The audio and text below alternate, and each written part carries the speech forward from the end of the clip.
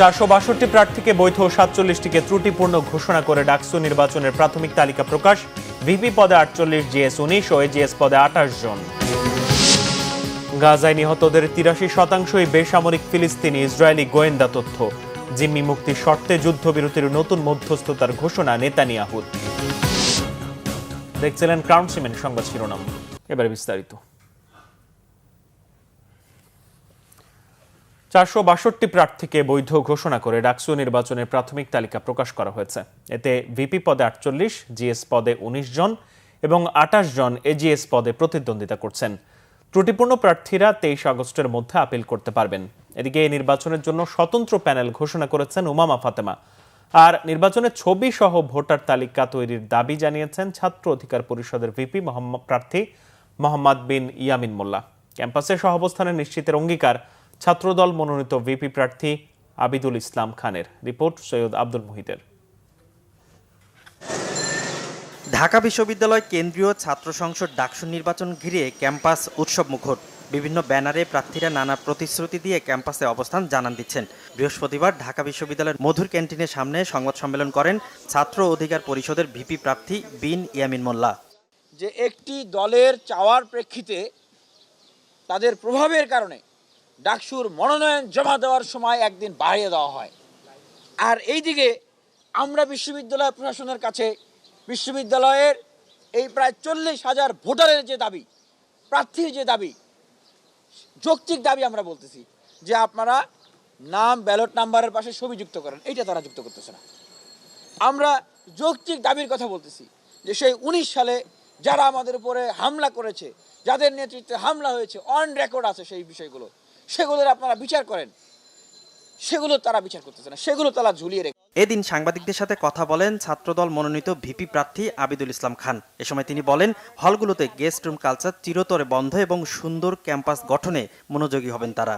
বিশ্ববিদ্যালয়ের যে পড়াশোনার পরিবেশ সেটা কিন্তু সম্পূর্ণভাবে বিলুপ্তির পথে।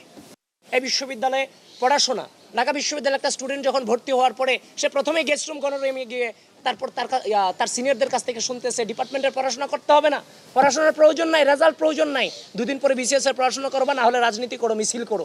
এই যে একটা নিকৃষ্ট ধ্যান ধারণা, বাংলাদেশের শিক্ষা ব্যবস্থাকে যে ধ্বংস করে দেওয়ার যে একটা ধ্যান ধারণা, এখান থেকে নিঃসন্দেহে আমরা বেরিয়ে আসবো এবং সেই রাজনৈতিক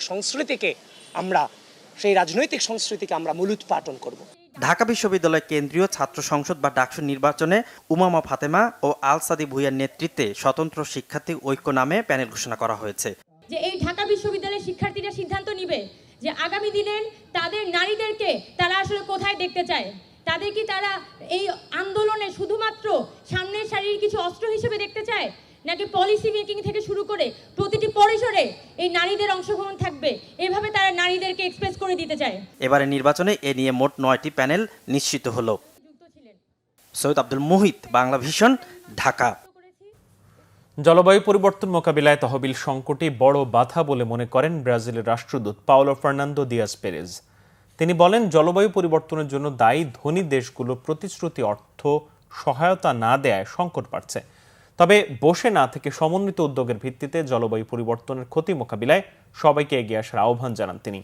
নবায়নযোগ্য জ্বালানির ব্যবহারে বাংলাদেশের সাথে সহযোগিতার কথা বলেন রাষ্ট্রদূত। রিপোর্ট করছেন ইমরুল কায়েস।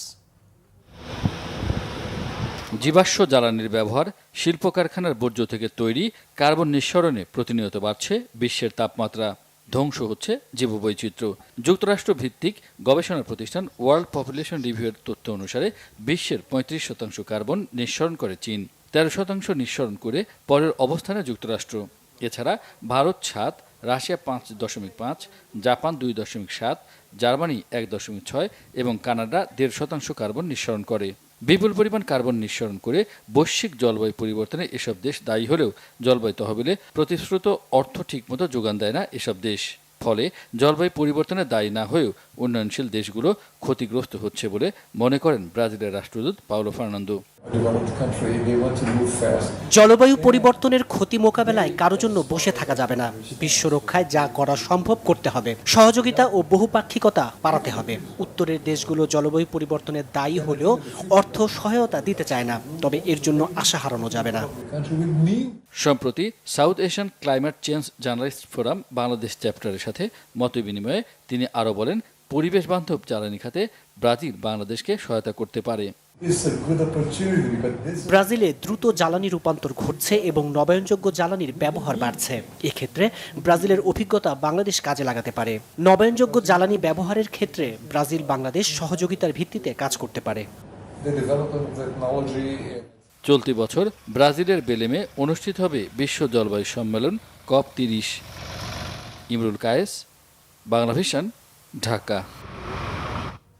মুন্সিগঞ্জের সিরাজদিখানে প্রাইভেট কারের ধাক্কায় মোটরসাইকেলের 3 আরোহী নিহত হয়েছে। রাতে এক্সপ্রেসওয়ের মাওয়ামুখী সার্ভিস লেনে এই দুর্ঘটনা হয়। নিহতরা হলেন আওলাদ হোসেন, হাবিল ও কাইয়ুম। হাসরা হাইওয়ে থানার ওসি আবু নাইম সিদ্দিক জানান, নিমতলা এলাকার মডার্ন গ্রিন সিটির সামনে শ্রীনগর থেকে আসা নিমতলাগামী মোটরসাইকেলের সঙ্গে প্রাইভেট কারের সংঘর্ষ হয়। এতে ঘটনাস্থলেই নিহত হন মোটরসাইকেলের 3 জন। এর আগে 17 ঘন্টার ব্যবধানে এক্সপ্রেসওয়ের 16 ঘর যাত্রী ছাউনির সামনে ঢাকামুখী লেনে প্রাইভেট কার উল্টে আরও 3 জন নিহত হন। আন্তর্জাতিক প্রসঙ্গ, গাজা ভূখণ্ডের সবচেয়ে বড় শহর গাজা সিটি সম্পূর্ণ দখলের অভিযানে অনুমোদন দিয়েছে ইসরায়েলের মন্ত্রিসভা। এমন অবস্থায় সব জিম্মি মুক্তির শর্তে যুদ্ধবিরতির নতুন মধ্যস্থতা শুরুর ঘোষণা দিয়েছেন ইসরায়েলের প্রধানমন্ত্রী বেনিয়ামিন নেতানিয়াহু। এদিকে খোদ ইসরায়েলের গোয়েন্দা প্রতিবেদনে উঠে এসেছে বর্বরতার ভয়ঙ্কর এক চিত্র। যুক্তরাষ্ট্র প্রস্তাবিত যুদ্ধবিরতির শর্তে রাজি হওয়ার পর নতুন জটিলতা তৈরির চেষ্টায় নেমেছেন ইসরায়েলের প্রধানমন্ত্রী। গাজা সীমান্ত লাগোয়া ইসরায়েলের দক্ষিণাঞ্চলে সামরিক কর্মকর্তাদের সাথে বৈঠকে নেতানিয়াহু নতুন শর্ত দিয়েছেন। বলেছেন, যুদ্ধবিরতি চাইলে ছাড়তে হবে সব জিম্মিকে। এই বিষয়ে মধ্যস্থতা শুরুর আভাসও দিয়েছেন। জিম্মি 50 জনের মধ্যে 28 জনকে হস্তান্তরের শর্তে রাজি হয়ে 60 দিনের যুদ্ধবিরতিতে রাজি হওয়ার 4 দিনের মাথায় এই ঘোষণা এলো। যুদ্ধবিরতির নতুন মধ্যস্থতার বার্তা দিলেও গাজা সিটি সম্পূর্ণ দখলে নিতে বৃহস্পতিবার ইসরায়েলের সামরিক বাহিনীকে চূড়ান্ত অনুমোদন দিয়েছে ইসরায়েলের মন্ত্রিসভা। যদিও মঙ্গলবার থেকে গাজা সিটিতে হামলার তীব্রতা বাড়িয়েছে দখলদার সেনারা। এদিকে ফাঁস হওয়া ইসরায়েলি গোয়েন্দা প্রতিবেদনে দেখা গেছে, গাজায় বর্বর হামলায় হত্যার শিকার ফিলিস্তিনিদের মধ্যে 83%ই নিরস্ত্র বেসামরিক ফিলিস্তিনি। ওই প্রতিবেদনে বলা হয়েছে, চলতি বছরের মে মাস পর্যন্ত 19 মাসে অন্তত 8,900 যোদ্ধাকে হত্যা করা হয়েছে, যা ওই সময়ের ভেতরে নিহত 53,000 ফিলিস্তিনির মধ্যে 17%। এই ছিল এখনকার মতো। পরের সংবাদ বেলা 11টায়। এছাড়া বাংলা ভিশন সংবাদ ও সংবাদ সংশ্লিষ্ট অনুষ্ঠান দেখতে ভিজিট করুন www.bbnews24.com ও facebook.com/banglavisionnews এবং সাবস্ক্রাইব করুন youtube.com/banglavisionnews। ধন্যবাদ।